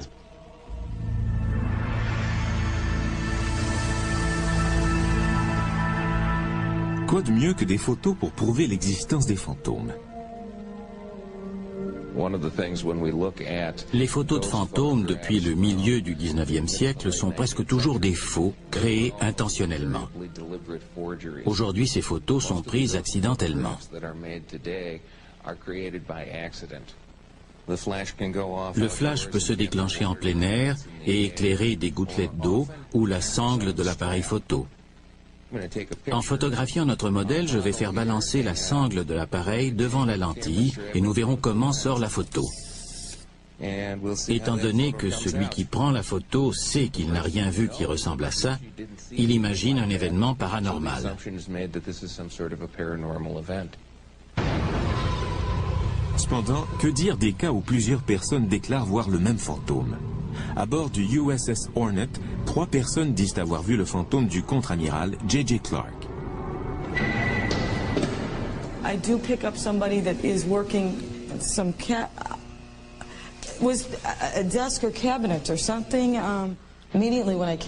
En montant à bord, j'ai tout de suite rencontré l'esprit de J.J. Clark, le contre-amiral qui a servi sur le bateau entre 1944 et 1945. Quand j'ai vu l'esprit descendre de l'échelle en dessous de moi, je l'ai regardé droit dans les yeux. Je n'ai pas juste croisé son regard. J'ai vu un homme. Il se tenait debout, les bras le long du corps. Quand j'ai vu une photo de l'amiral, j'ai su qu'il s'agissait du même homme.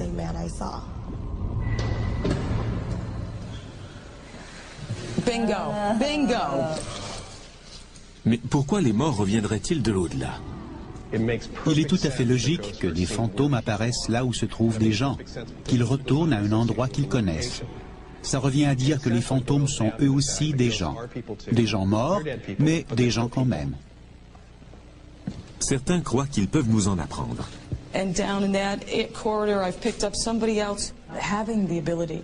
Le pouvoir de voir les âmes décédées m'a permis de comprendre le processus de vie et de mort. Souvent, nous pensons à la vie comme à un processus, mais nous en excluons la mort. La mort fait partie du processus de la vie.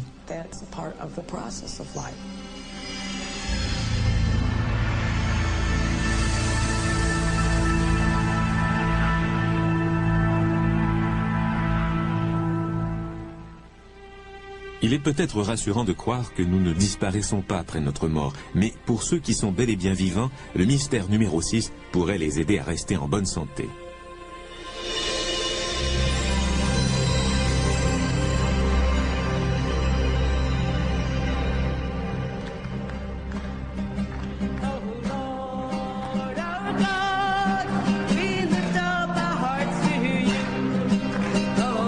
Chaque mardi, le père Peter McCall et Marianne Lacey font des cérémonies de guérison à Dobbs Ferry, dans l'État de New York. Des centaines de personnes viennent se faire soigner par le pouvoir de Dieu. Ils chantent ses louanges et sont guéris par la prière.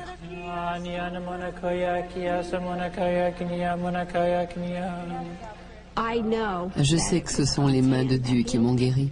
Je ne peux pas l'expliquer autrement. Je sais simplement que c'est vrai.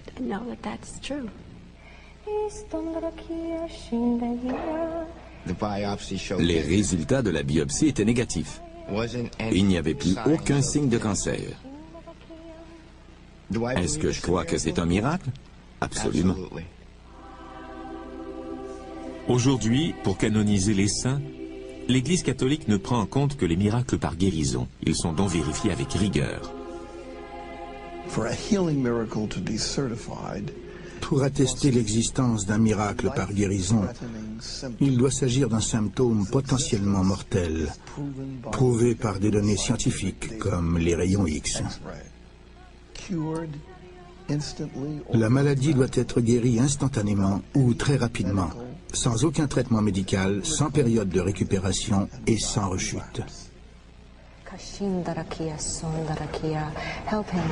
Notre croyance dans les revenants ou dans les guérisons miraculeuses suffit-elle à vaincre la mort? À venir, notre compte à rebours des 10 mystères les plus intrigants nous fait découvrir des corps qui brûlent tout seuls. Certains ont vu des fantômes s'envoler en fumée, mais qu'en est-il des gens qui prennent feu spontanément? Si je ne l'avais pas vu de mes propres yeux, je n'y croirais pas. Il restait une petite portion d'une jambe et du crâne. Tout le reste avait brûlé.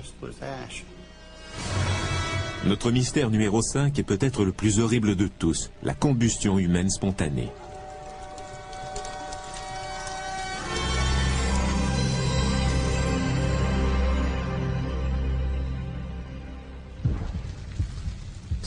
La combustion humaine spontanée est la capacité qu'a le corps à se consumer, à se couvrir d'ampoules ou à se brûler de toute autre manière sans entrer en contact avec du feu.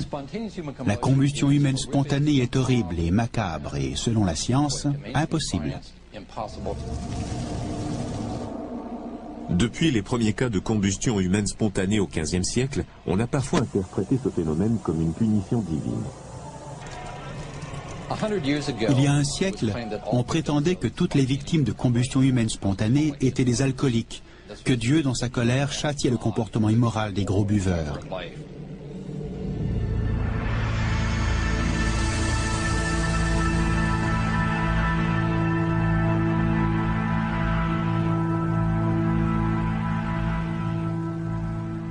Au XXe siècle, on a rapporté 300 cas de combustion humaine spontanée et tout porte à croire que ce phénomène est à la hausse.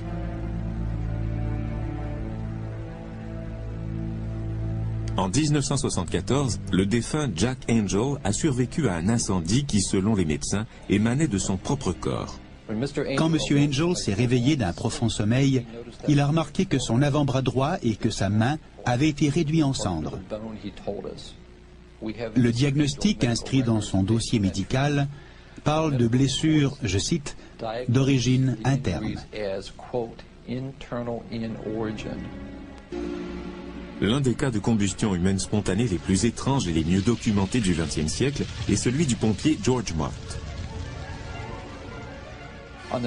Sur le matelas où M. Mott s'est consumé, on a retrouvé seulement la partie de sa jambe droite en dessous du genou.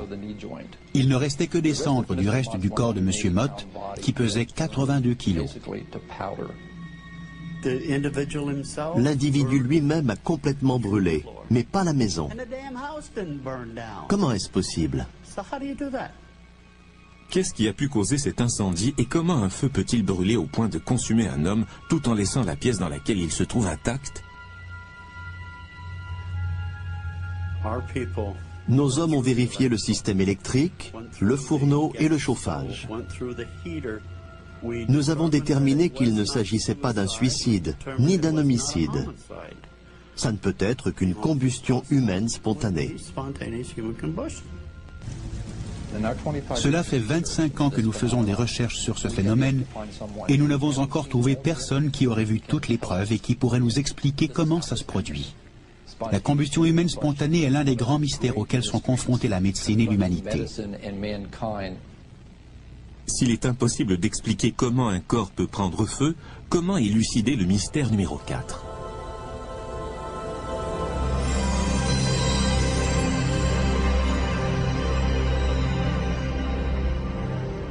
La prédiction est une industrie de plusieurs milliards de dollars. 2 tiers des Américains croient à la voyance et 60% pensent avoir vécu des expériences parapsychiques. Les expériences paranormales font l'objet de beaucoup de tâtonnements, mais c'est justement la raison pour laquelle nous voulons faire des tests en laboratoire sur la perception extrasensorielle. L'une des expériences les plus réussies dans nos laboratoires et dans bien d'autres s'appelle l'expérience de Ganzfeld. Dans cette expérience, un expéditeur essaie d'envoyer mentalement une image à un partenaire qui se trouve dans une autre pièce. Le récepteur essaie de trouver la bonne image parmi 4 cartes qu'on lui présente. Les lois de la probabilité font qu'une réponse sur 4 pourrait être la bonne, soit un taux de succès de 25%. Nos résultats nous montrent que 34 à 35% des réponses, et même plus, sont exactes. Ce qui veut dire que le taux de succès de ces sujets ne dépend pas du hasard. Le succès de telles expériences fait que lorsque les États-Unis ont appris durant la guerre froide que les Russes utilisaient des espions extralucides pour s'emparer d'informations et de plans militaires tactiques, ils ont dépensé 20 millions de dollars pour essayer de rattraper leur retard.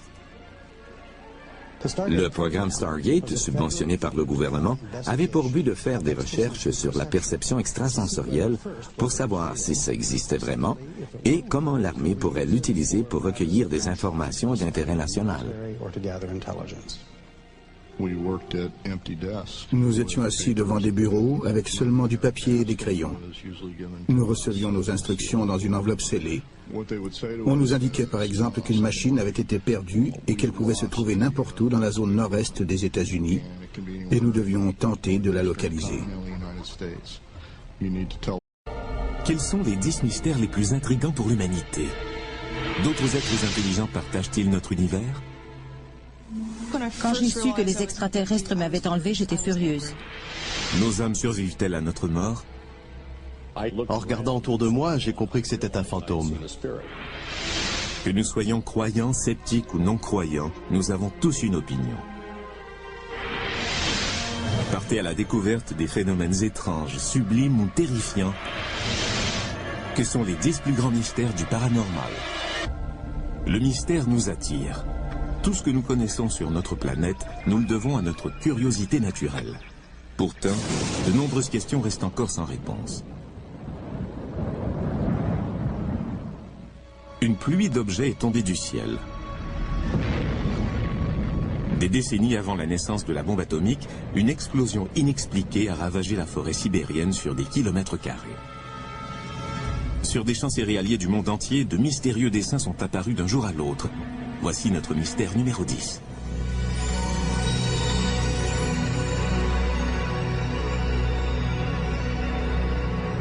Pendant les années 80, des dessins en forme de cercle ont commencé à apparaître sur des champs en Angleterre. Depuis, plus de 2000 cercles céréaliers aux formes plus ou moins complexes se sont formés au Japon, en Australie, dans l'ex-Union soviétique et aux États-Unis. Personne ne peut confirmer avec exactitude s'ils sont de nature extraterrestre, naturelle ou s'il s'agit de canulars. Les cercles céréaliers d'aujourd'hui sont parfois très élaborés mathématiquement et extrêmement précis. Pour beaucoup, ces caractéristiques éliminent la théorie de la cause naturelle. Se pourrait-il aussi que les hommes n'y soient pour rien? Les formes actuelles sont bien plus complexes que celles d'autrefois. Ces apparitions de cercles céréaliers sont trop impressionnantes pour que les farceurs y jouent un rôle important. On nous a sorti ce même argument tout au long de l'histoire. Les Égyptiens auraient été incapables de produire les merveilles mathématiques que sont les pyramides. Il fallait que les extraterrestres les aident. C'est une véritable forme de racisme, non? Selon les chercheurs en cercle céréalier, le blé aplati a subi des transformations. Les effets sur la croissance des plantes peuvent se faire sentir pendant des années. Ni vous ni moi n'aurions jamais pu produire un tel effet sur ces plantes. Ce qui se passe indique que nous ne sommes pas seuls dans l'univers. C'est passionnant. Cependant, tout le monde n'est pas aussi enthousiaste.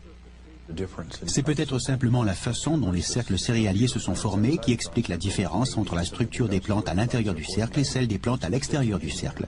L'explication n'est pas pour autant magique ou extraterrestre. La théorie de l'information suggère qu'il y a de bien meilleures façons de dire aux êtres humains qu'ils ne sont pas seuls que de dessiner de belles formes dans un champ de blé.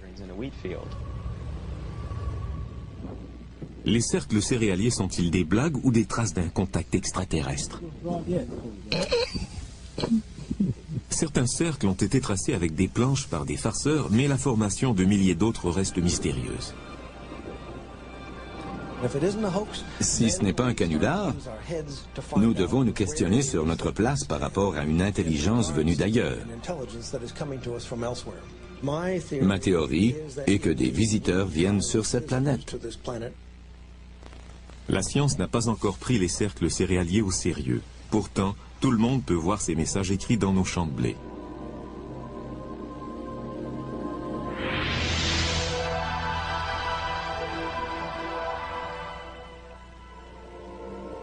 Notre mystère numéro 10 est relié à l'espace, mais se pourrait-il que le mystère numéro 9 nous apporte un message du ciel?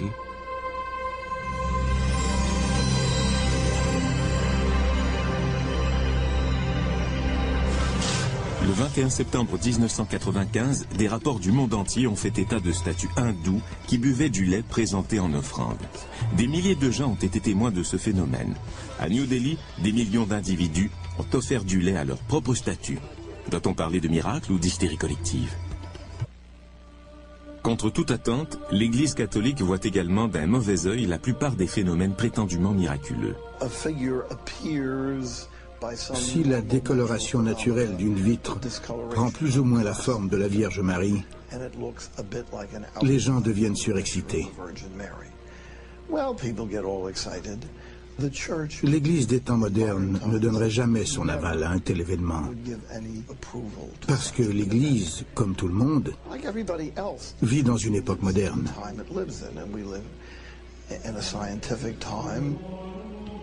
Dans un monde où règne la science, où peut-on chercher une preuve de l'existence de Dieu? L'objet le plus étudié de l'histoire de l'humanité est le suaire de Turin. Beaucoup de gens pensent qu'il s'agit du linceul du Christ mentionné dans la Bible. Nous avons été la première équipe scientifique à pouvoir examiner le suaire en profondeur durant une période de 122 heures en octobre 1978. L'une des premières choses que nous avons découvertes, c'est que contrairement à toutes les autres représentations du Christ à travers l'histoire, celle-ci présentait des taches de sang au niveau des poignets, pas au niveau des paumes.